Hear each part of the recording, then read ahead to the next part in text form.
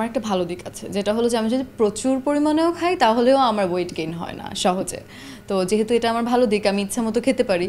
আর বাকি দিকে হলো যে আমার জিম করা হয় না, একটু একটু আধটু ইয়োগা করা হয়।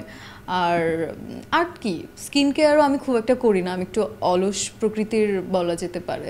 আর মেকআপ ক্লিন করা, যেহেতু আমাদের প্রতিনিয়ত মেকআপ করতেই হবে, না চাইলেও করতে হবে, ক্যামেরার সামনে যেহেতু আসতে হবে, তো ওই জন্য মেকআপটা প্রপার ক্লিন করে ঘুমানো, এটাই, দ্যাটস ইট। ময়শ্চারাইজার ইউজ করা, দ্যাটস ইট। হ্যাঁ, বেশি মেকআপ করলে ডেফিনেটলি চেহারা নষ্ট হয়ে যায়, বাট এখন অনেক উন্নত হয়েছে সব কিছু। সেক্ষেত্রে এখন যদি আমরা প্রপার মেকআপ ক্লিন করে ঘুমাই, তাহলে আমার মনে হয় না মানে খুব একটা অসুবিধা হতে পারে। আমি একটা মাফিয়া ক্যারেক্টার প্লে করতে চাই, any kind of like mafia lady. আমরা তো মনে করি যে শুধু তো মাফিয়া তো শুধু ছেলেরা হয় না, মাফিয়া লেডিও তো হতে পারে। তো ওরকম কিছু ক্যারেক্টার, যেটা বাংলাদেশে করাটা একটু ডিফিকাল্ট, বাট আমি চাই।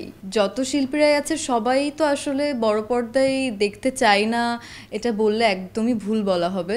অবশ্যই সবাই বড় ক্যানভাসে নিজেকে দেখতে চায়, কিন্তু সময়েরও কিছুটা ব্যাপার থাকে, সবার জার্নিটা সেম না আসলে।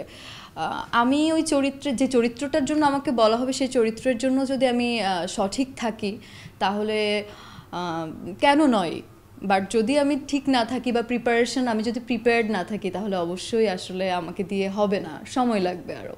আমি এবার বরবাদ দেখেছি, বাকিগুলো এখনও দেখিনি, তবে দেখব। This is amazing and